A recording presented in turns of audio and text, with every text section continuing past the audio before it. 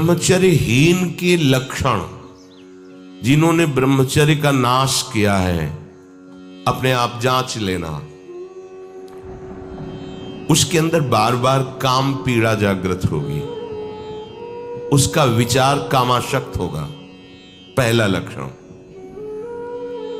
बस उसकी बार बार वृत्ति काम की आएगी, बार बार पीड़ा हृदय में काम भोग की प्रेरणा देगी। वो इतना असमर्थ होने लगता है कि आंख मिला के बात करने की भी हिम्मत नहीं रह जाती उसमें। हर समय उसके अंदर एक हीनता सी छा जाती है। वो बहुत चालाकी से अपने को छुपाना चाहता है, झूठ बोलता है,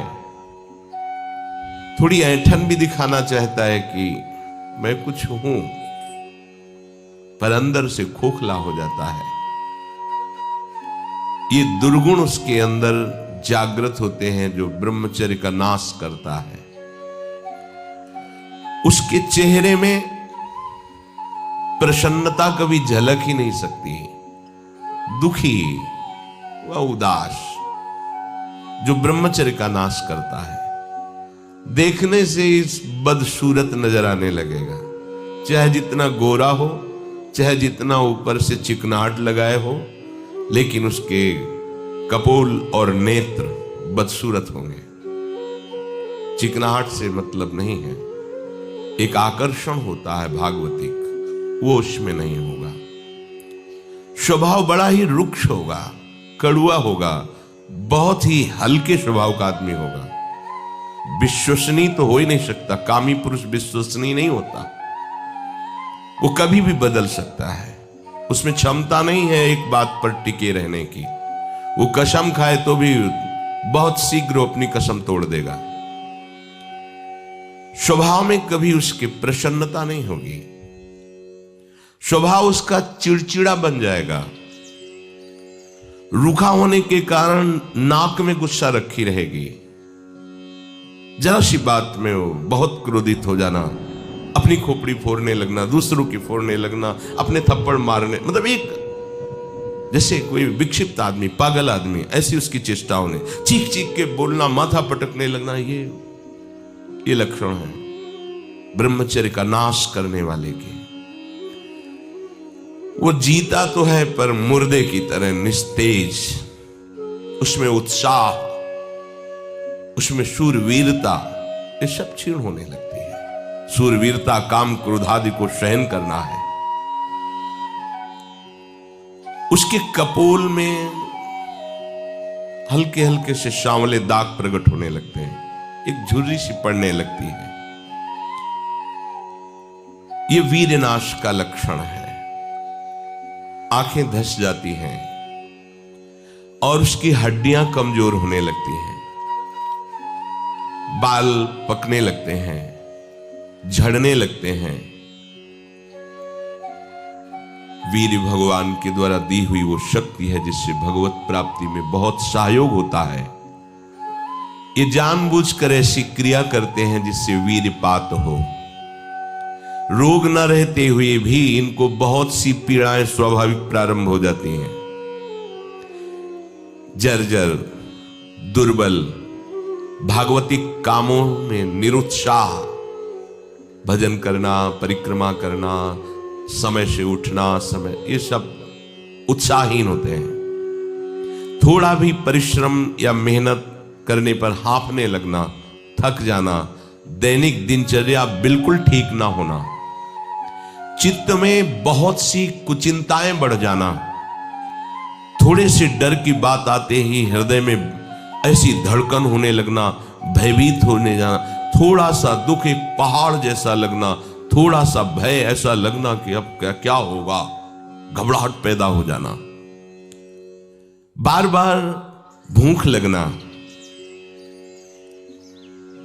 पर वो भूख पचाने वाली नहीं होती। वीरनाश करने वाले को बार बार खाने की इच्छा होती है क्योंकि उसका लीवर खराब हो रहा है।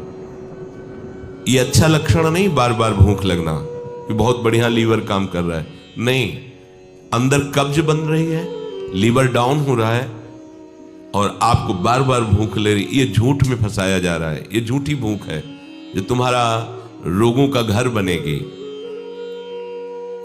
उसकी जठराग्नि मंद पड़ जाती है, भोजन ठीक से पचता नहीं, मलबद्धता हो जाती, कब्जियत हो जाती है। परिणाम में बवासीर आदि कई तरह के रोग प्रकट हो जाते हैं। या तो नींद नहीं आने लगेगी या फिर ऐसी आएगी कि घंटों मतलब 8-10 घंटे सोए फिर भी उठे, फिर भी आलस्य, प्रमाद ये बना रहेगा। आंखों में हर समय भारीपन बना रहेगा। बिना किसी चेष्टा के रात्रि में स्वप्न दोष हो जाएगा, वीरपात हो जाएगा। ये उसके लक्षण है जो जानबूझकर ब्रह्मचर्य का नाश करता है। वीर का इतना पतला हो जाना कि लघुशंका के लिए जोर करने पर वीर निकल जाना बहुत बड़ी हानि है। नए नए बच्चों में जब उनसे प्रश्न करते हैं कि आपके दर्शन से ऐसा महसूस होता है आप कोई गलत चेष्टा करते हैं, तो कहते हैं अब नहीं करता, लेकिन पहले जब आपसे मिला नहीं था तब होती थी, लेकिन लक्षण तो अब भी प्रकट हो रहे हैं। तो कहते हैं वो स्वाभाविक वीरपात हो जाता है, स्वप्न दोष में भी और लघु शंका में भी। इसका कारण है आपने बहुत ही गलत आचरण किए हैं।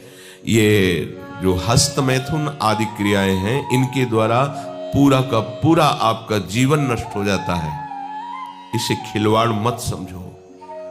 चाहे गृहस्थी में भी जाना हो तो खिलवाड़ मत करो। आप गृहस्थी लायक नहीं रह जाएंगे। आप जो गृहस्थ धर्म में संतानोत्पत्ति क्रिया है, आप उसके लायक नहीं रह जाएंगे। आप में योग्यता नहीं रह जाएगी। इसलिए सावधान।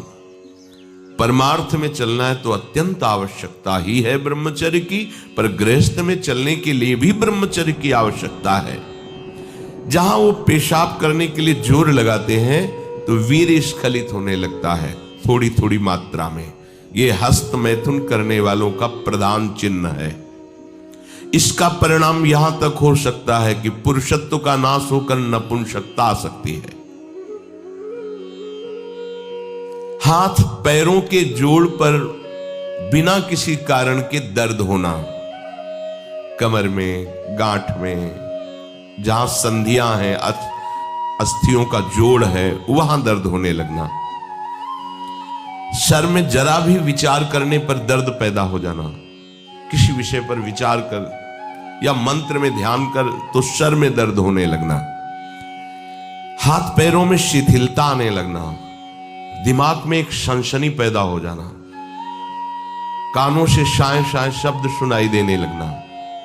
नाटक, उपन्यास और गंदी बातें, अश्लील चित्र देखने में बड़ी रुचि हो जाना। सावधान होकर श्रवण करें। भगवत मार्ग के उपासक हैं।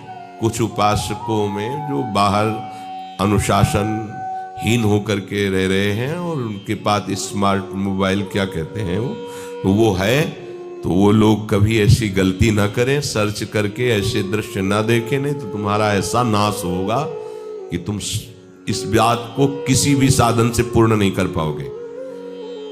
एक बार मछली की क्रीड़ा देखने पर शोभरी जैसे महात्मा कामाशक्त हो जाते हैं। एक बार वैश्या के साथ ऐसा कृत्य देख करके अजामिल जैसा संयमी ब्राह्मण भ्रष्ट वैश्यागामी बन सकता है। और आप देश विदेश की ऐसी गंदी फिल्में, गंदी बातें देखकर आप अपने को संयमी रख सकते हैं? क्यों आप अपना नाश कर रहे हैं? क्यों आप अपने शत्रु बन रहे हैं? उपासक समझता है कि कोई जानता नहीं है, लेकिन तुम जिसको जानने के लिए चले हो वो तो तुम्हें जान रहा है ना। वो कैसे तुम्हारे सामने आएगा? कैसे तुम्हारे मुख में नाम चलेगा? कैसे हृदय में भगवत प्राप्ति का उत्साह रह जाएगा यदि आप ऐसा? उपासक को नाटक, उपन्यास, सिनेमा, अश्लील चित्र, गंदी पिक्चरें बिल्कुल नहीं। क्यों अपना नाश कर रहे हो? पर उसको रुचि हो जाएगी। जो व्यभिचारी प्रवृत्ति से युक्त है उसको ये अच्छा लगेगा। बार बार पेशाब होने की इच्छा होना, पेट में ऐसा लगना जैसे बहुत गर्मी पैदा हो गई है, और प्रमेह आदि उग्र रोगों का प्रादुर्भाव हो जाना, ये ब्रह्मचर्य नाश का लक्षण है। तलवे हथेलियों पर पसीना आने लगना, हाथ पैर में जरा भी काम करने के लिए चलो तो कंपायमान होने लगना, थोड़ा भी ऋतु परिवर्तन बीमारी को पैदा कर देना, थोड़ा सा गर्मी थोड़ा सा सर्दी बीमार हो गया। उसे प्रकृति का प्रहार सहन न करने की सामर्थ्य आ जाती है, वो प्रकृति का प्रहार सहन नहीं कर सकता, ऐसी स्थिति हो जाती है। चेहरे पर मुहासे प्रकट हो जाना, कभी कभी अचानक खड़े होने पर आंखों के सामने अंधेरा छा जाना, अधिक वीरपात होने पर मूर्छा भी आ जाना, स्मरण शक्ति का ह्रास हो जाना, बहुत बार प्रयास करो फिर भी याद नहीं होगा।